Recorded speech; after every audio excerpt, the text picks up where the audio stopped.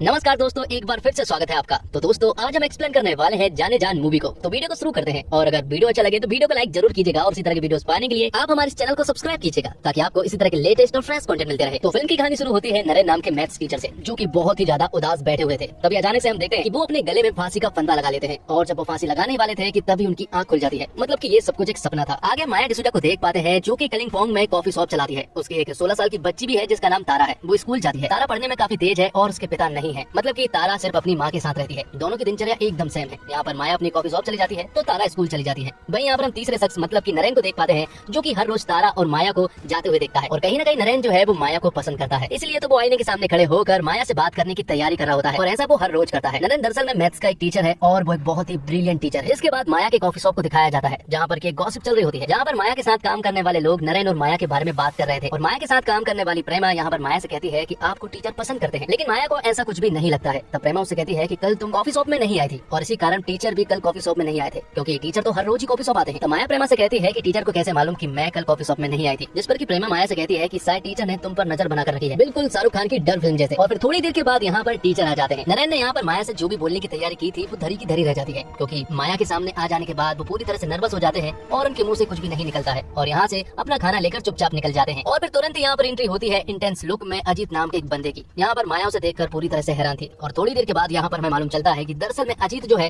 वो माया का पति है। माया उससे कहती है कि तुम यहाँ पर क्यों आए हो, और इन दोनों की बात करने के दौरान हमें मालूम चलता है कि अजीत यहाँ पर कलिंगपोंग माया को ढूंढते हुए आया है, और वो उससे लगभग 13 सालों के बाद मुलाकात कर रहा है। और यहाँ पर हमें ये भी मालूम चलता है कि अजीत एक पुलिस वाला है, और 13 साल पहले माया ने उसके पैसे लेकर भाग गई थी। और यहाँ पर हमें ये भी मालूम चलता है कि माया का नाम माया नहीं बल्कि सोनिया है। थोड़ी बात करने के बाद अजीत तो यहाँ से चला जाता है, लेकिन माया बहुत अच्छे से समझ गई थी कि ये प्रॉब्लम इतने जल्दी नहीं टलने वाली। आगे स्कूल का सीन दिखाया जाता है, जहाँ पर की हम नरेन सर को देख पाते हैं, जो की दीपक नाम के एक लड़के से कॉइन वाली बैट लगाते हैं, जिसमें जिसके हाथ में सिक्का आएगा वो जीत जाएगा। और हर बार यहाँ पर नरेन सर ही जीतते हैं। आगे एंट्री होती है करण आनंद नाम के एक पुलिस इंस्पेक्टर की, जिसके पास एक केस आता है, और वो केस दरअसल में अजीत मात्रे का था, जिसने ढेर सारा पैसा लेकर फरार हो गया है। यहाँ पर हमें मालूम चलता है कि अजीत मात्रे पुलिस वाला तो है ही, साथ ही उसके बहुत सारे काले धंधे भी है, और उसने बहुत सारे पैसे लेकर फरार हो गया है। तो करण अजीत के बारे में पता करने के लिए पैराडाइज क्लब में जाता है, और ये पैराडाइज क्लब दरअसल में अजीत का ही है। और यहाँ पर उसे मालूम चलता है कि अजीत जो है कलिंगपोंग गया है, और उसने कहकर गया है कि उसकी लॉटरी लगने वाली है, इसलिए वो कलिंगपोंग जा रहा है। दूसरी तरफ हम अजीत और माया को देख पाते हैं, वो दोनों आपस में बात कर रहे थे। अजीत यहाँ पर माया से कहता है कि मैं पूरी तरह से बदल गया हूँ, और वो पुलिस की नौकरी भी छोड़ रहा है, और अपने सारे काले धंधे भी, और अब वो तुम्हारे साथ एक फैमिली के रूप में रहना चाहता है, और तारा के साथ भी,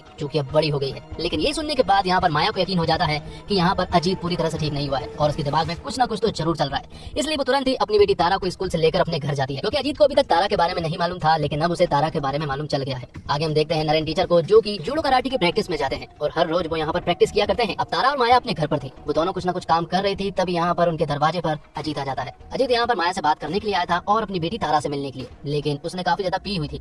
यहाँ पर माया उसे कहती है कि तारा सिर्फ और सिर्फ मेरी बेटी है, और उससे तुम्हें मिलने का कोई भी हक नहीं है। लेकिन यहाँ पर अजीत जो है वो माया के साथ बदसलूकी करने लगता है, और उसकी गर्दन भी पकड़ लेता है, और उसे बुरी तरह से टॉर्चर करने लगता है। ये सब कुछ तारा को नहीं देखा जाता, और वो एक वाटर हीटर की मदद से अजीत के ऊपर बार कर देती है, जिससे अजीत को खून निकल आता है, और उसे बहुत तेज गुस्सा भी आ जाता है, जिस वजह से वो तारा को बेरहमी से मारने की कोशिश करने लगता है। लेकिन तभी यहाँ पर माया उसका उसी वाटर हीटर से गला पकड़ लेती है, और यहाँ पर तारा जो है उसके हाथ पकड़ लेती है। वाटर हीटर से गला दबने की वजह से यहाँ पर अजीत की मौत हो जाती है। यहाँ पर उन दोनों को बहुत ज्यादा दुख हो रहा था, क्योंकि अब वो बहुत बुरे फंसने वाले थे। लेकिन यहाँ पर माया चाहती है कि वो सब कुछ कन्फेस कर दे पुलिस के सामने। तभी वो बाहर आती है, और बाहर आते से ही उसकी मुलाकात होती है यहाँ पर टीचर नरेन से। नरेन को देखते ही वो पूरी तरह से डर जाती है। नरेन से पूछता है क्या सब कुछ ठीक है, जिस पर कि माया उसे कहती है कि घर में एक कॉकरोच भरा आया था, और इसी वजह से वो बुरी तरह से डर गई थी, लेकिन अब उसने उसे मार दिया है। जिसके बाद माया अंदर जाती है, और वो अपनी बेटी के साथ बहुत रोती है। उसे इस बात का डर था कि इन सब में तारा भी ना फंस जाए, इसलिए वो तारा से कह रही होती है कि हम पुलिस को सब कुछ सच बताएंगे, लेकिन ये सब कुछ मेरे ऊपर ही आना चाहिए। लेकिन तभी यहाँ पर वो देखते हैं कि बाहर से कोई सुन रहा था, और वो कोई और नहीं बल्कि नरेन टीचर थे। वो इनसे कहते हैं कि लाश को ठिकाने लगाने में तुम्हें मेरी मदद चाहिए होगी, और पुलिस को सब कुछ कन्फेस कर देने से कुछ भी नहीं हो जाए, और मैं तुम्हारी मदद भी कर सकता हूँ। तब यहाँ पर माया दरवाजा खोलती है, नरेन सर अंदर आते हैं, और उनके अंदर आने के बाद माया उनसे सवाल पूछती है कि आपको कैसे मालूम कि अंदर एक मर्डर हो गया है, जिस पर कि नरेन सर उसे कहते हैं कि मैं एक मैथ्स का टीचर हूँ, और उसने पहले ही सब कुछ देख लिया था कि ये आदमी जब कॉफी शॉप में आया था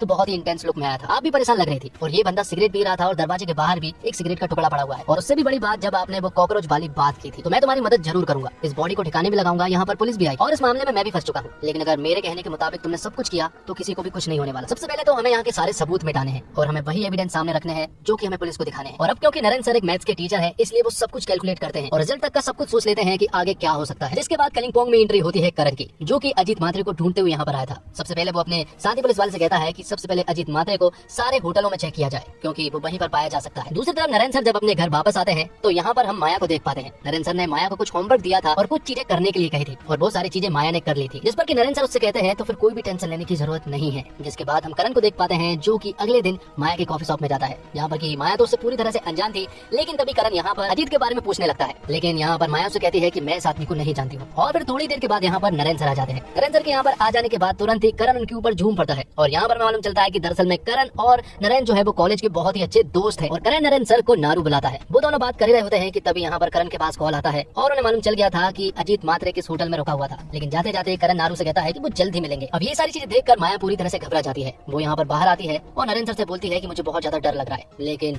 नरेंद्र सर उससे कहते हैं कि मैंने जो भी तुमसे चीजें करने को कही थी तुमने की, जिस पर कि माया कहती है कि हाँ, जिस पर कि नरेंद्र सर कहते हैं कि मैं बाहर कोई भी बात नहीं कर सकता हूँ, तुम्हें कुछ भी नहीं होगा। और इतना बोलकर वो यहाँ से चले जाते हैं। आगे हम देखते हैं करण को जो कि अजीत के होटल में पहुंच चुके थे, जहाँ पर कि कमरा पूरी तरह से बिखरा हुआ था। वो यहाँ पर होटल के मैनेजर से पूछते हैं कि क्या अजीत ने तुमसे कुछ पूछा था, जिस पर कि वो उन्हें बताता है कि अजीत ने मुझसे एक स्कूल के बारे में पूछा था। ये सुनने के बाद करण तुरंत ही स्कूल के बाहर चला जाता है। स्कूल के बाहर जब वो खड़े हुए थे तभी उनकी नजर पड़ती है माया के ऊपर और उसे देखकर करण को याद आता है कि ये तो वही औरत है जिससे कि मैं कॉफी शॉप में मिला था। तब वो लोग पीछा करते करते माया के घर के बाहर आ जाते हैं, जिनका नेबर नरेंद्र सर थे, जो बात करण को नहीं मालूम थी। लेकिन नरेंद्र ने यहाँ पर उन्हें साफ साफ देख लिया था, इसलिए नरेंद्र सर एक एसटीडी बूथ से माया के पास कॉल करते हैं। वो माया से कहते हैं कि जल्द पुलिस तुम्हारे घर पर आएगी, क्या तुम्हारी और अजीत की मैरिज रजिस्टर हुई थी, जिस पर कि माया हाँ कहती है। जिसके बाद यहाँ पर नरेंद्र सर उसे आगे की सारी प्लानिंग बता देते हैं कि आगे क्या क्या करना है और साथ में वो माया को ये भी बता देता है कि करण बहुत ही ज्यादा इंटेलिजेंट है और शातिर भी है और वो तुम तक जरूर पहुंचेगा। अगले दिन करण को मालूम चलता है अजीत की डेड बॉडी के बारे में। वो उस जगह पर जाने लगते हैं जहाँ पर कि अजीत की डेड बॉडी मिली थी। उसे पूरी तरह से जला दिया गया था और उन्हें पता चल गया था कि अजीत की डेड बॉडी है। और वो सिर्फ बॉडी से पता नहीं चला है बल्कि एक आइडेंटिटी कार्ड से पता चली है, जो कि आधी जली हुई थी। यहाँ पर जैकेट में थोड़ा सा खून भी लगा हुआ था, इसलिए डीएनए टेस्ट के लिए वो होटल जाते हैं जहाँ पर कि अजीत रुका हुआ था। तो वो वहाँ से अजीत के कंगे से बाल निकाल लेते हैं और डीएनए टेस्ट के लिए पहुंचा देते हैं। और यहाँ पर उन्हें मालूम चलता है कि डीएनए टेस्ट में यहाँ पर बाल और जैकेट के खून दोनों एक ही आदमी के पाए गए हैं, मतलब कि वो डेड बॉडी अजीत की है। और ये मौत 10 तारीख को लगभग शाम को 7:30 के आसपास हुई है। ये जानने के बाद करण तुरंत ही अगले दिन पहुंच जाता है माया के घर पर। माया के घर पर वो फिर से अजीत की तस्वीर दिखाते हुए पूछता है कि ये आदमी कौन है, जिस पर कि माया उसे बताती है कि ये मेरा पति था, लेकिन मैं इसकी शक्ल भी नहीं देखना चाहती हूँ और हम इससे कोई भी संबंध नहीं रखना चाहते हैं। करण से कहता है कि जब तुम्हें इसके बारे में मालूम था तो पहले तुमने क्यों नहीं बताया। तो माया उसे कहती है कि हम इस आदमी से कोई भी संबंध नहीं रखना चाहते हैं और वो यहाँ पर उससे पैसे लेने के लिए आया था और पहले भी वो हमेशा ही पैसे लेने के लिए आया करता था। तो करण माया से पूछताछ के लिए उसे पुलिस स्टेशन ले जाता है, क्योंकि अजीत के केस में माया ही एक लौती सस्पेक्ट है। यहाँ पर करण माया से कहता है कि तुम अजीत के पैराडाइज क्लब में गंदा काम किया करती थी, जिसके बारे में हमारे पास सारे सबूत हैं। ये देखने के बाद यहाँ पर माया उससे कहती है कि मैं उससे प्यार करती थी, बहुत प्यार करती थी और मैंने उससे शादी भी की। तारा उसी की लड़की है, लेकिन उसने मुझे पैराडाइज क्लब के हाथों बेच दिया था, इसलिए वो वहाँ से भाग गई थी। ये सुनने के बाद करण माया से पूछता है कि आखिर 10 तारीख की रात को तुम कहाँ पर थी, जिस पर कि माया उसे बताती है कि वो अपनी बेटी के साथ सबसे पहले 6 बजे एक फिल्म देखने के लिए गई थी। फिल्म देखने के बाद वो लोग बाहर खाना खाने के लिए गए थे और उसके बाद वो एक डांस बार में गए थे, जहाँ पर उन्होंने काफी एंजॉय किया था। ये सारी चीजें पूछने के बाद करण यहाँ से चला जाता है, लेकिन उसके दिमाग में बहुत सारी बातें खटक रही थी कि आखिर माया इतने शार्प तरीके से सारे क्वेश्चन के जवाब कैसे दे रही है, जैसे मानो उसे सारी स्क्रिप्ट पहले से ही मालूम है। थोड़ी देर के बाद ही यहाँ पर आ जाते हैं नरेंद्र सर। करण यहाँ पर नरेंद्र सर से मिलता है और वो अपने साथी दोस्त को बताता है कि नरेंद्र बहुत ही ज्यादा इंटेलिजेंट है, नरेंद्र मैथ्स का एक जीनियस बनता है। हम दोनों कॉलेज में साथ पढ़ते थे, लेकिन नरेंद्र की बराबरी करने वाला कोई भी आदमी नहीं था। और करण को यहाँ पर मालूम चलता है कि नरेंद्र जो है वो माया का पड़ोसी है। तब यहाँ पर वो माया के केस के बारे में डिस्कस भी करता है। थोड़ी देर के बाद जब नरेंद्र वापस जाता है तो यहाँ पर माया उससे मिलती है। माया उससे कहती है कि पुलिस वालों को शायद मेरे ऊपर शक हो गया था, लेकिन तुमने जो सब कुछ बताया था उसके बाद मुझे ऐसा लगता है कि अब पुलिस को मेरे ऊपर शक नहीं होगा। लेकिन नरेंद्र सर उससे कहते हैं कि अभी पुलिस बार बार तुम्हारे पास आएगी, लेकिन आपको टेंशन लेने की जरूरत नहीं है। और ये सुनने के बाद माया यहाँ पर नरेंद्र सर को गले लगा लेती है। ये देखकर नरेंद्र सर को बहुत अच्छा लगता है। अगले दिन करण माया के घर से सबूत के तौर पर मूवी की टिकट्स मंगवा लेता है और उन्हें देखकर मालूम चलता है कि वो दोनों फिल्म देखने के लिए गए थे, लेकिन टिकटों को कौन संभाल कर रखता है ये उसके दिमाग में खटक रही थी। और भी बहुत सारी बातें थी जो कि करण के दिमाग में खटक रही थी, क्योंकि इस केस के पीछे एक लौती सस्पेक्ट ही है और वो है सिर्फ माया। वो लोग गलत भी हो सकते हैं, लेकिन कहीं ना कहीं उसे ऐसा लग रहा है कि इसके पीछे माया का ही हाथ है। अगली रात हम देखते हैं करण को नरेंद्र सर के यहाँ पर, जो कि बहुत ही अच्छे दोस्त हैं, इसलिए वो यहाँ पर उनके घर पर आया हुआ था। वो यहाँ पर कुछ चीजें देख रहा था और यहीं पर कुछ मैथ की प्रॉब्लम्स भी थी। उन्हें देखकर नरेंद्र सर उससे कहते हैं कि ये सारी प्रॉब्लम्स है और इन सारी प्रॉब्लम को उसे सॉल्व भी करना है। और एक प्रॉब्लम को उसने 10 साल में सॉल्व कर भी ली थी, लेकिन जब वो पब्लिश करने के लिए गया था उसके 40 घंटे पहले उसे मालूम चला 40 घंटे पहले इस प्रॉब्लम को किसी और ने सॉल्व कर ली है और इस तरह से उसकी 10 साल की मेहनत वेस्ट हो गई है। इसी तरह से एक प्रॉब्लम और है और उसे सॉल्व करने में उसे 15 साल लगेंगे, लेकिन तब अगर जब वो उस पर फुल टाइम वर्क कर पाता। और यहाँ पर डॉक्टर को कुछ सबूत मिलते हैं कि अजीत की मौत होने से पहले उसका किसी हीटर से गला घोटा गया है और उसके सर पर भी एक निशान है, मतलब कि उसी वाटर हीटर से पहले उसके सर पर मारा गया था। लेकिन वो वाटर हीटर कहाँ पर है ये हमें नहीं मालूम है। इसलिए अगले ही दिन हम करण को देखते हैं जो कि माया से मिलने के लिए जाता है। वो यहाँ पर उसे कहता है कि क्या वो आज रात मेरे साथ कह रहे हो कि बार में चलोगे। उसी बार में जब 10 तारीख को आप अपनी बेटी के साथ वहाँ पर गई थी। यहाँ पर जब वो घर आता है तो वहाँ पर उसे नरेंद्र मिलता है। नरेंद्र को जब मालूम चला कि करण और माया जो है वो उसी बार में जा रहे हैं तो ये देखकर नरेंद्र को थोड़ा बुरा तो लगा था। अब करण और माया उसी कैरो के बार में आ जाते हैं, जहाँ पर कि वो खूब एंजॉय करते हैं। और एंजॉय करने के बाद जब माया अपने घर पर पहुंचती है तो उसे अपनी बेटी तारा के द्वारा मालूम चलता है कि यहाँ पर कुछ पुलिस वाले आए थे और उन्होंने हमारे वाटर हीटर को ले गए। दरअसल में पुलिस वाले ये पता करना चाहते हैं कि अजीत की जिस वाटर हीटर से मौत हुई है क्या वो वाटर हीटर माया क्या है। ये सुनने के बाद वो तुरंत ही नरेंद्र सर के पास कॉल करती है और ये सारी बातें बता देती है। लेकिन यहाँ पर नरेंद्र सर उससे कहते हैं कि तुम्हें उसके साथ उस बार में नहीं जाना चाहिए था, लेकिन तुम्हें टेंशन लेने की कोई भी जरूरत नहीं है। अगले सीन में हम देखते हैं कि जब वो लोग वाटर हीटर को चेक करते हैं तो उन्हें मालूम चलता है कि इस वाटर हीटर से अजीत की जान नहीं ली गई है। मतलब कि माया के ऊपर अब कोई भी चार्जेस नहीं है और उसके ऊपर कोई भी सस्पेक्ट की नजर भी अब नहीं रहेगी। यहाँ पर करण अगले दिन माया के पास जाता है। वो उससे कहता है कि तुम निर्दोष हो और अब मैं मुंबई वापस जा रहा हूँ। लेकिन जाने से पहले यहाँ पर काम करने वाली प्रेमा यहाँ पर करण से बात करती है और वो उसे बताती है कि आपकी तरह टीचर भी है और वो भी माया को बहुत ज्यादा पसंद करता है और वो यहाँ पर डेली आता है। जबकि नरेंद्र सर ने करण को बताया था कि वो उस कॉफी शॉप में कभी कभी जाया करता है और माया से भी उसकी बहुत ही कम बात होती है। और ये सारी चीजें सुनने के बाद तो करण को पूरी तरह से यकीन हो गया था कि इन सब के पीछे जरूर नरेंद्र का ही हाथ है। करण समझ गया था कि मेरे हाथ में सबूत इसलिए नहीं लग रहे हैं क्योंकि इस केस के पीछे किसी जीनियस दिमाग का हाथ है। सबसे पहले करण जो है स्कूल में जाता है और वो वहाँ जाकर पता करता है कि 10 तारीख को नरेंद्र स्कूल आया था कि नहीं। और यहाँ पर उसे मालूम चलता है कि सालों बाद नरेंद्र ने किसी दिन छुट्टी ली थी और वो तारीख थी 10। अब करण तुरंत ही रात को नरेंद्र से मिलने के लिए पहुंच जाता है और वो उससे कहता है कि मुझे ऐसा लग रहा था कि माया झूठ बोल रही है और उसी ने मर्डर किया है, लेकिन मैं नहीं देख पा रहा था कि शायद माया के पीछे कोई और आदमी हो सकता है और उस आदमी ने ये सब कुछ किया हो। करण नरेंद्र से पूछता है कि आखिर वो 10 तारीख को कहाँ पर था, जिस पर कि नरेंद्र उसे बताता है कि 10 तारीख को वो अपने घर पर ही था क्योंकि उसकी तबीयत खराब थी। कहीं ना कहीं करण को नरेंद्र पर पूरी तरह से यकीन हो गया था, लेकिन उसके पास कोई भी सबूत नहीं था, इसलिए वो उसे अरेस्ट नहीं कर पाया। जिसके बाद नरेंद्र जब अपने घर पर पहुंचता है तो उसे माया मिलती है। माया से कहती है कि पुलिस वालों को अब मेरे ऊपर शक नहीं है, लेकिन वो मुझसे कह रहे थे कि तुम मुझसे प्यार करते हो और हम दोनों के बीच में कुछ है। तब मैंने उन्हें समझाया कि हम दोनों के बीच में कुछ भी नहीं है और मेरे अंदर उनके लिए कोई भी फीलिंग्स नहीं। ये सारी बातें सुनने के बाद नरेंद्र सर उससे कहते हैं कि कल तुमसे पुलिस बहुत सारे सवाल पूछेगी, लेकिन मैंने जो तुम्हें बताया है तुम्हें वही बताना होगा। और ये सारी बातें बताने के बाद कल के बाद से पुलिस तुम्हें कभी भी परेशान नहीं करेगी। ये सारी बातें बोलने के बाद नरेंद्र सर अपने घर में जाते हैं और घर में जाकर बहुत ज्यादा रोते हैं। अगली सुबह वो बहुत सारी चिट्ठियां लिखते हैं और चिट्ठी लिखने के बाद वो माया के दरवाजे पर उन्हें छोड़ देते हैं। यहाँ से वो सीधा स्कूल पहुंचते हैं। स्कूल पर उनकी मुलाकात होती है दीपक से।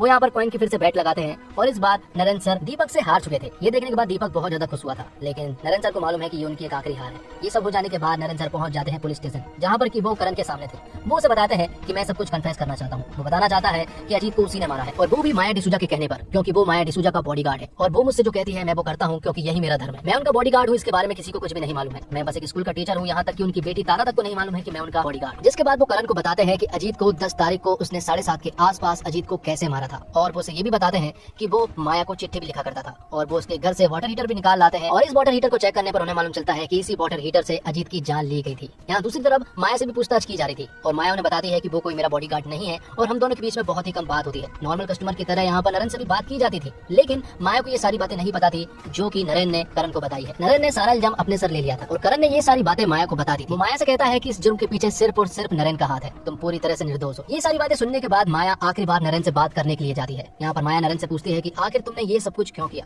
जिस पर कि नरेंद्र उससे बताता है कि जिसने मेरी जान बचाई हो उसके लिए मैं इतना तो कर ही सकता हूँ। लेकिन माया कुछ भी नहीं समझ पा रही थी। तब यहाँ पर नरेंद्र से बताता है कि जब आप पहली बार मेरे घर पर आई थी प्लम्बर का नंबर मांगने के लिए, तब मैं फांसी लगाने वाला था, वो भी अपने पहले प्यार मैथमेटिक्स के लिए। एक मैथ की प्रॉब्लम थी जिसके पीछे मैं 10 साल से लगा हुआ था, लेकिन जब उसने सॉल्व कर ली थी तब न्यूज के द्वारा उसे मालूम चला कि कुछ 40 घंटे पहले इस प्रॉब्लम को किसी और ने सॉल्व कर लिया। मेरी जिंदगी तो वहीं पर खत्म हो गई थी, लेकिन तभी तुमने दरवाजा नॉक कर लिया और मैं तब रुक गया। तो तब आपने मेरी जिंदगी बचाई थी, तो अब मैं आपकी जिंदगी बचा रहा हूँ। ये सारी बातें बोलने के बाद नरेंद्र बहुत जोर से पागलों की तरह चिल्लाने लगता है। तब करण तुरंत ही अंदर आता है और वो माया को यहाँ से ले जाने लगता है, क्योंकि उसे ऐसा लग रहा था कि नरेंद्र पागल हो चुका है। और फिर आखिर में हमें एक ऐसे सच के बारे में मालूम चलता है जिस सच के बारे में सिर्फ और सिर्फ नरेंद्र को मालूम था। यहाँ पर हमें मालूम चलता है कि वो सब कुछ दरअसल में 10 तारीख को नहीं हुआ था, बल्कि अजीत की जान जो है माया और तारा ने 9 तारीख को ली थी। लेकिन एक नई कहानी बुनने के लिए नरेंद्र सर ने 10 तारीख को चुना। उसने यहाँ पर 10 तारीख को फुटपाथ से एक आदमी को उठाया, उसे तैयार करके नरेंद्र ने उसी होटल में लेकर गया जहाँ पर अजीत रुका हुआ था। जिसके बाद उसे एक सुनसान जगह पर ले गया, वहाँ से उसके सर पर वाटर हीटर से वार करके उसके गले को उसी वाटर हीटर की डोरी से घोट दिया और फिर केरोसिन डालकर सबको आग लगा दी गई। लेकिन यहाँ पर कुछ सबूत थे जो कि अजीत के थे, जैसे कि अजीत का आइडेंटिटी कार्ड उसे वहीं पर डाल दिया गया। लेकिन खून से सनी हुई जैकेट उसी भिखारी की थी और होटल में जो बाल पाए गए थे वो भी उसी भिखारी के थे, क्योंकि नरेंद्र ने जिस होटल में अजीत रुका हुआ था उसी होटल के कंगे में उस भिखारी के बाल लगा दिए थे। तो कंगे में लगे बाल और जैकेट के खून से ये साबित होता है कि ये दोनों एक ही आदमी के हैं। इससे बिल्कुल भी साबित नहीं होता है कि ये अजीत कुमार के हैं, क्योंकि वो दोनों ही उस भिखारी के थे। और ये सारी चीजें नरेंद्र जब कर रहा था तब 9 तारीख की रात को ही नरेंद्र ने माया और तारा को होमवर्क दे दिया था कि 10 तारीख को उन्हें कहाँ पर एंजॉय करना है, ताकि 10 तारीख को वो ये सारी चीजें करके ये सारा इल्जाम अपने सर पर ले सके। और अजीत मात्र की बॉडी को नरेंद्र ने कहाँ पर ठिकाने लगाया है ये सिर्फ और सिर्फ नरेंद्र के मालूम है।